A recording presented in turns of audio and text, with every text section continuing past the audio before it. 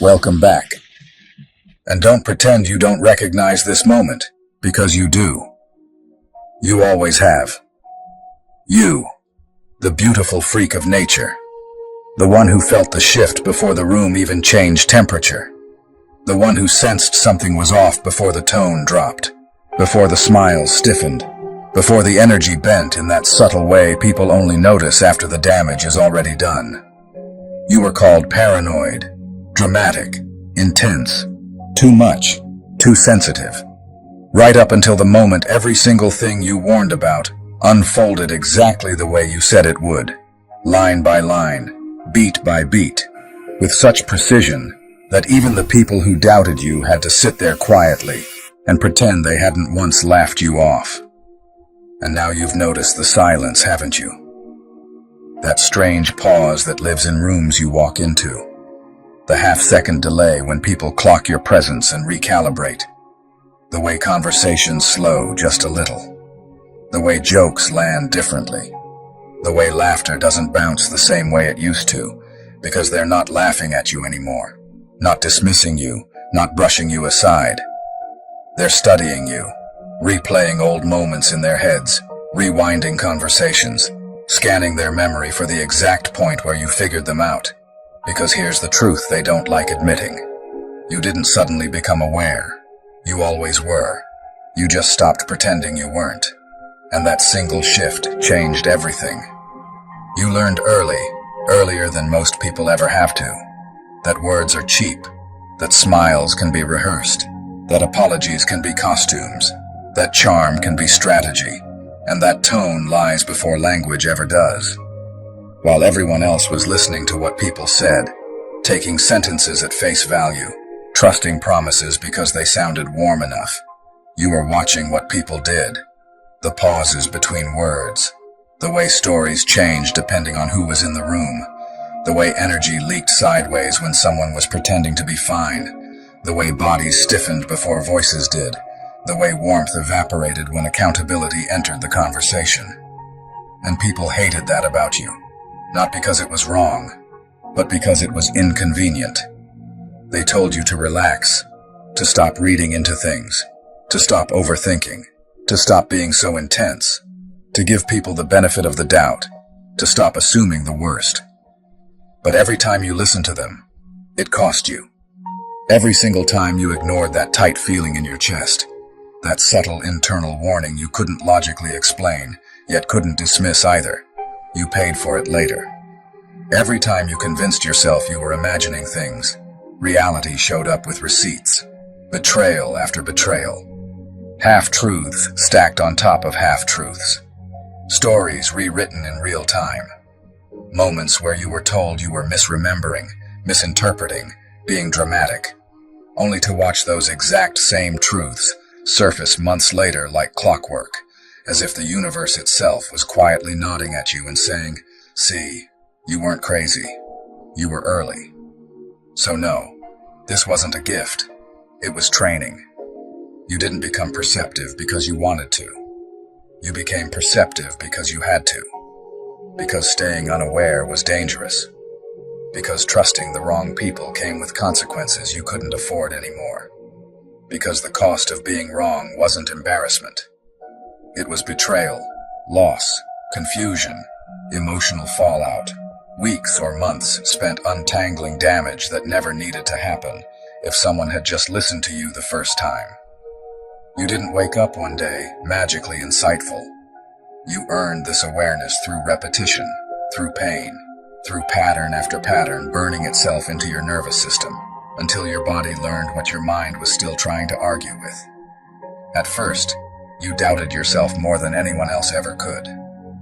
You rationalized their behavior, tried to see the good, tried to explain away inconsistencies, tried to tell yourself you were projecting, that you were sensitive, that you were wounded, that you were unfair.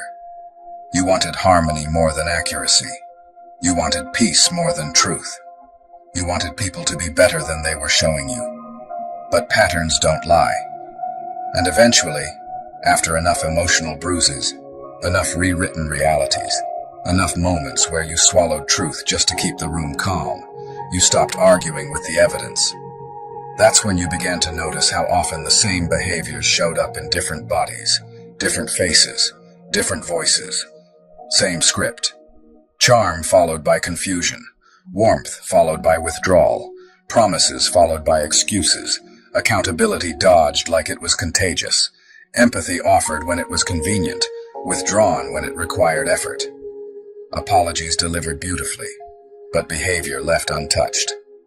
And once you saw it, you couldn't unsee it. The world didn't feel random anymore. It felt patterned, predictable. Ah, welcome back, you beautiful architects of disruption. You silent tacticians. You misunderstood masterminds who learned how to turn pain into precision and chaos into chess. They finally saw it, didn't they? After months, maybe years of dismissing you as petty, dramatic, overly sensitive, too intense, too much for comfort, too sharp for convenience. They finally understood what you were actually doing the whole time. And oh, the panic in their eyes when it clicked. That split second when the mental puzzle pieces slammed together and they realized every calculated pause, every strategic silence, every perfectly measured distance, every cold reply that wasn't really cold at all. That wasn't emotion.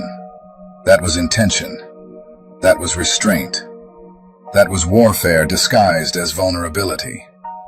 And now they're replaying every interaction like crime scene investigators working a cold case, trying to pinpoint the exact moment you stopped being the wounded one and became the architect of their psychological unraveling. Because let's be honest, they thought you were just reacting, didn't they? They thought your boundaries were tantrums, your silence was weakness, your distance was fear, your withdrawal was collapse. But no, you weren't running. You were repositioning. You weren't hurt. You were studying. You weren't breaking down. You were breaking patterns. You were dismantling systems. You were quietly reprogramming the entire dynamic, while they were still laughing at the version of you that no longer existed. They thought you were emotional when you stopped explaining yourself. But what you were actually doing was removing their access to your inner world. They thought you were cold when you stopped reacting to provocation. But what you were really doing was disarming every weapon in their emotional arsenal. They thought you were vindictive when you cut them off without warning. But what you were actually doing was severing energy leaks, closing doors that led nowhere, protecting yourself from people who only valued you when you were bleeding.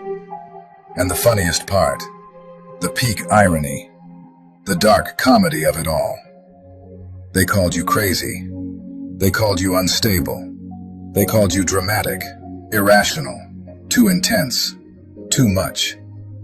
All while you were quietly, methodically, brilliantly dismantling their entire perception of reality without raising your voice, without announcing your moves, without ever letting them know the game had even started. You weren't having a breakdown. You were having a breakthrough. You weren't losing your mind. You were sharpening it. And now that the fog has lifted, now that the illusion cracked, now that they can finally see the chessboard for what it always was, they're terrified.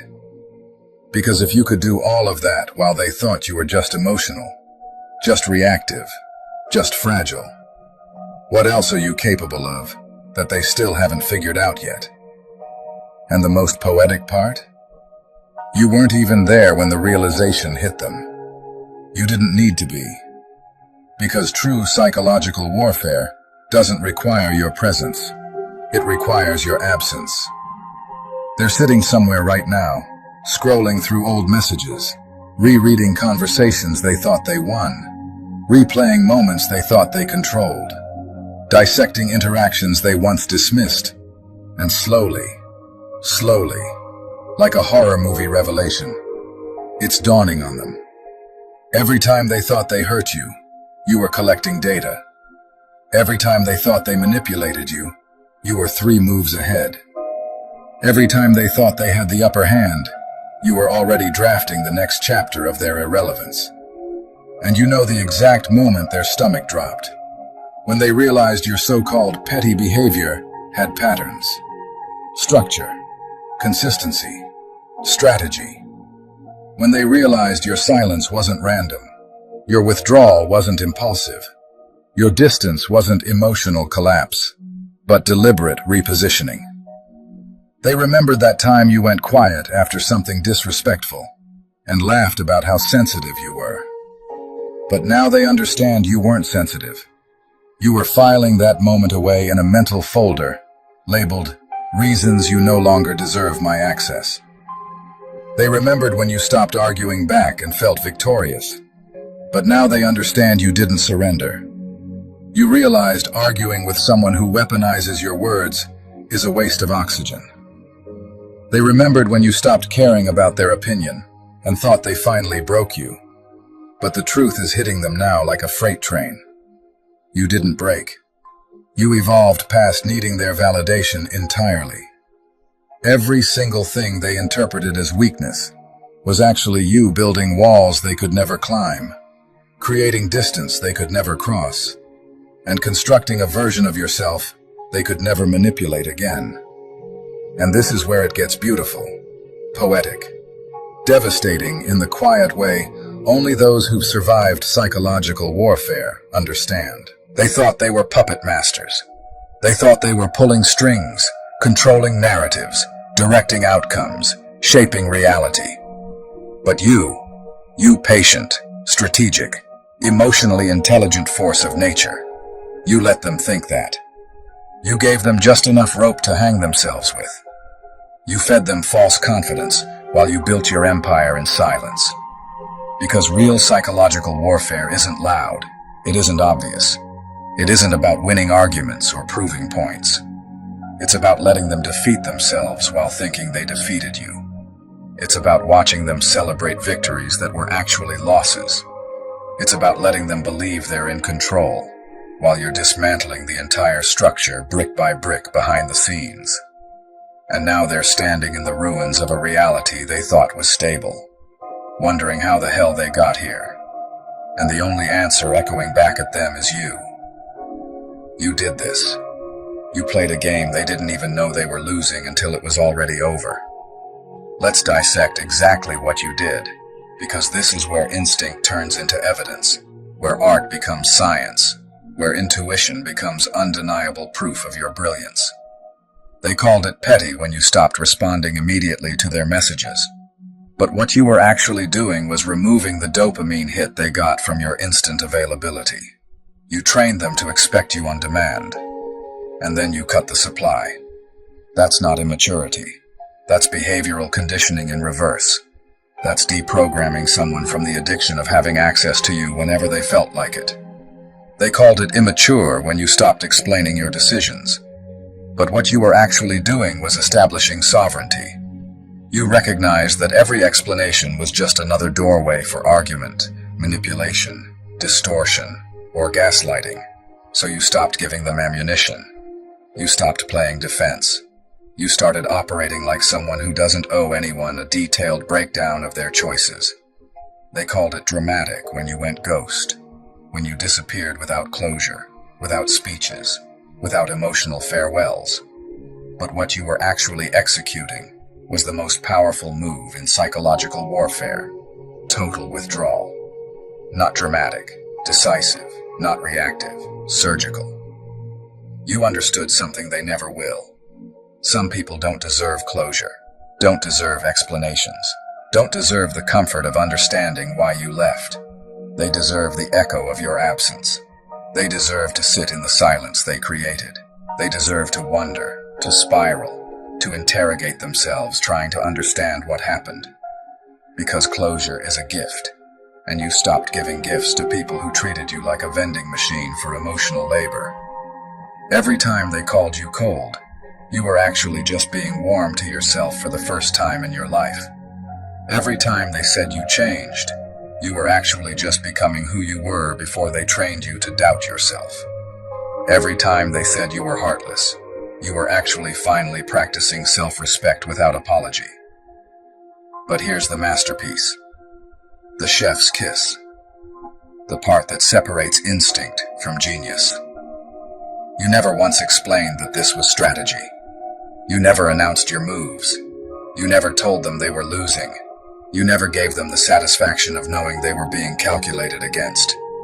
You just moved quietly, efficiently, ruthlessly. While they were busy calling you names and telling everyone who would listen how crazy you were. You were implementing a level of psychological discipline most people never reach in an entire lifetime. You became a fortress. You became unreachable. You became the one person in their life they couldn't crack, couldn't manipulate, couldn't bring back under control. And that's what's eating them alive right now. Not that you left. They've had people leave before. It's that you left in a way that made them question everything. You left in a way that made them feel studied, outplayed, outmaneuvered. You left in a way that proved you were never the problem. You were the solution they were too blind to appreciate until you took it away permanently. See, they were playing checkers while you were playing chess, and the difference is devastating once you understand it. In checkers, you react. You jump when there's an opening. You move forward in straight lines. That's how they operated. Reactive, impulsive, emotional, simple. But you were playing chess. You were thinking 7 moves ahead. You were sacrificing pawns to protect your queen. You were setting up combinations they wouldn't see until it was already checkmate. Every time you let them think they won a small battle, you were positioning yourself to win the entire war. Every time you absorbed an insult without reacting, you were learning their patterns. Every time you smiled and nodded while they disrespected you, you were cataloging information you'd later use to completely remove yourself from their reality. You didn't just leave, you erased your availability from their system. You didn't just disengage, you deleted their access to your emotional ecosystem. Let's break down the moves they're only now beginning to understand. First, you stopped defending yourself against their accusations. That wasn't surrender. That was recognizing that people committed to misunderstanding, you will never accept your truth anyway. So instead of wasting energy on defense, you redirected that energy into building yourself stronger, sharper, more sovereign. Second, you stopped compensating for their lack of effort. You mirrored their energy. When they went low effort, you matched it. When they showed disrespect, you responded with distance. You stopped being the one who carried conversations, relationships, emotional labor, and accountability for 2 people. You stopped being the emotional overfunctioner. You became the mirror that reflected exactly what they gave. And oh, they hated that, because it forced them to see themselves clearly for the first time. Third, you started moving in silence. No announcements, no warnings, no dramatic exits. You just changed patterns, shifted availability, modified investment, redirected energy. And that silence was louder than any confrontation ever could have been. Fourth, and this is where you became lethal, you stopped caring about being understood by them. You released the need for validation. You released the need for agreement. You released the need for them to see your side. And the moment you did that, you became untouchable. Because how do you manipulate someone who no longer cares if you think they're right? How do you gaslight someone who no longer needs you to confirm their reality? How do you control someone who has withdrawn their need for your approval entirely? You can't. You literally cannot. And that's what they're realizing now. That their power over you only existed as long as you gave it to them. As long as you cared what they thought. As long as you wanted to be understood. As long as you needed them to validate your reality. The moment you stopped wanting anything from them, the game was over. And they didn't even know the game had started until you were already collecting your winnings and walking away. That's not petty. That's not immature. That's mastery. That's evolution. That's what happens when someone underestimates your intelligence for so long that you have time to build an entire strategy they never saw coming. That's what happens when someone mistakes your silence for weakness and your patience for passivity, and ends up realizing too late that they were standing in the presence of someone who was always 10 steps ahead. Now let's talk about where they are in this exact moment, sitting with the full weight of realization crushing down on their chest. They're not angry anymore. Anger was the first stage. They passed through that when you first pulled away. Now they're somewhere darker, heavier, more uncomfortable. They're in awe. Not admiration awe, but disturbed awe. The kind that comes when you realize someone you underestimated outplayed you without ever raising their voice, without ever threatening, without ever revealing their hand. They're confused, unsettled, shaken, because they're starting to see that you weren't chaotic. You were controlled. You weren't unstable. You were strategic. You weren't emotional. You were disciplined. You weren't reacting. You were calculating. And now every memory feels different. Every interaction feels different. Every conversation feels like it has hidden subtext they didn't catch at the time. They're questioning their perception, their assumptions, their confidence.